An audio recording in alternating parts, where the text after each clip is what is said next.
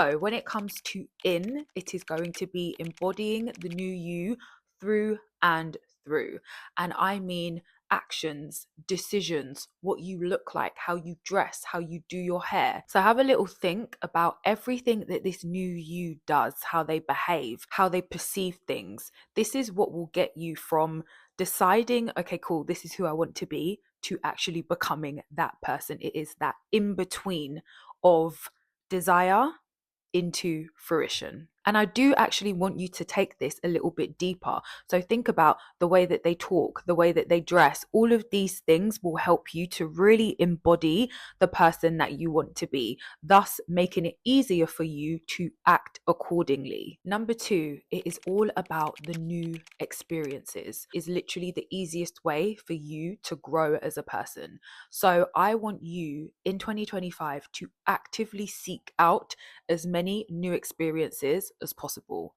New places, new food, new people. It's all about giving yourself the opportunity to learn. And the best way to do that is to try something new. I saw a video on TikTok basically saying that as you get older, because you are doing the exact same things over and over again, that's why your life feels like it's moving so quickly. But if you incorporate loads of new experiences into your life will actually feel like it's starting to almost slow down. So yeah, try and incorporate new experiences into your life where you can, whether it's weekly, monthly, but just make sure that you are seeking out new experiences. Okay, number three is visualization.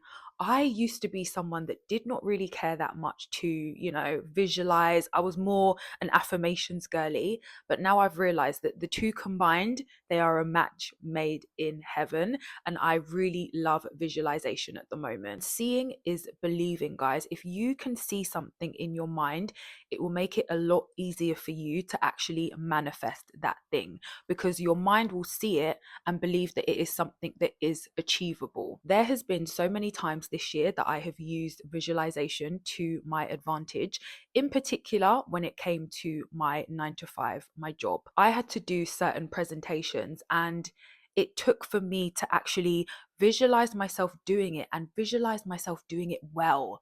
That is the key. I just imagined, okay, cool. This is exactly how it's going to go. I saw it in my mind how I wanted it to go. And then that led me to have the confidence to know that this is something that I can actually do. Visualization is one of the easiest ways to help your brain understand and realize that what you want, what you desire, can be yours. It is well within your grasp. Okay, so number four is all about focused affirmations. By having affirmations that are really focused on the limiting beliefs that you have, it will just in turn help you to work on those limiting beliefs. So, for example, there is no point in you saying, I am so confident, when you are a confident person. However, if you're someone that doesn't believe in yourself, then saying an affirmation like, I am more than good enough, is going to help you get over that feeling of not being good enough. It is all about being super specific with the affirmations that you are saying. Now, don't get me wrong, there's nothing wrong with having general day-to-day affirmations that you live by, but having 3 to 5 that are a lot more specific and that you'll strongly live by will really help you to work on your limiting beliefs. And number 5 is to show yourself a lot more compassion and a lot more grace.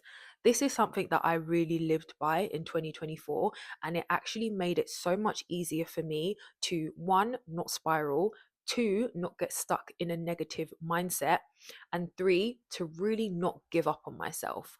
When you show yourself compassion and grace, you are essentially learning to forgive yourself. You are showing yourself that it's okay to make mistakes. It's okay to not know everything. It's okay to be imperfect. And so at times when I felt like, I'd made a mistake or I'd taken 2 steps back, it just helped me to get back on the horse a lot quicker. It was a lot easier to recognize, one, when I'd made a mistake, but two, how I could get myself out of it, or how I could make myself feel a lot better. So yeah, it's all about the compassion and the grace. Number 1 on the outs list is having too many affirmations. That is now gone. There is no point in you having 100 affirmations that you are trying to remember every single day. It doesn't make any sense. Your affirmations need to be specific to you and specific to the things that you want out of life. And unless you can remember those 100 affirmations, I don't think that you should be saying 100 affirmations. There's a lot of affirmations that kind of say the same thing. So what I want you to do is, when you're looking at your affirmations for the year, have a look at if any kind of fall under the same umbrella, because if they do, you can just have them as one affirmation rather than having like 3 or 4 that are basically saying the same thing. It is all about being specific. It is all about having that clarity. Number 2, lack of routine. That is out of the door. You cannot manifest what you truly want if you are lacking a routine. And that is because having a routine means that you will be consistent. And consistency and repetition is what will get you to your desire. By having a routine, it shows you that you are dedicated to whatever it is that you are trying to manifest. And your brain needs to see that. It works off of actions and decisions. So if it starts to see, okay, cool, she's had this routine now for a month or 2 months. This is what she's doing now. This is who we are. And that is how you build habits. Number 3, trying to control the uncontrollable. There are certain things in life that you just can't control.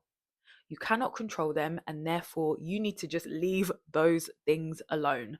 Focus on what you can control, and that is yourself, your thoughts, and your feelings. Another reason why you need to stop worrying or trying to control the uncontrollables is because you are going to be putting so much effort into something that literally has nothing to do with you. It's almost like you saying to the sun, you're not going to set today. I'm going to make sure that you don't set today. It doesn't make any sense. It is something that you cannot control. So rather than focusing on what you can't control, focus on what you can control. Focus on the things that you know, if you put in the work, if you make an effort, if you do these things, you will get the result that you are seeking. Number 4 is perfection. Goodbye. There's no such thing as perfection, firstly. And secondly, you actively trying to be perfect all of the time will just give you feelings of being unworthy and undeserving. You will literally exhaust yourself, because you'll soon realize that is not the way life works, and life will throw you a curveball. Trust me. In some way, shape, or form, life will tell you to slow down. So rather than forcing perfection on yourself, understand that you are a perfectly imperfect person. Now, this does not mean that you shouldn't make an effort. Always try and make an effort, but just understand that there are going to be some days where you actually just can't make as much effort as you did the day before, and that is absolutely fine. Remember, consistency is everything. And number 5 on the outs list is comparing yourself to others. Comparison is the thief of joy. You will be so sad because you will just be there comparing yourself when you are not that person. You need to remember that there is only one you, and that is your power. So rather than sitting there thinking about this person's got this and this person's got that, and it's not fair that I don't have this, sit down and think about what it is that you want for you. You don't know how that person got to where they got to. You don't know everyone's backstory. And so rather than focusing on how they got theirs, just think about how you're going to get yours. That should be your focus. This is your self-concept journey, not you and that other person's self-concept journey, okay? Stop comparing yourself to others and focus on what it is that you want out of your life. And make sure that you follow for some more self-concept advice and tips for 2025.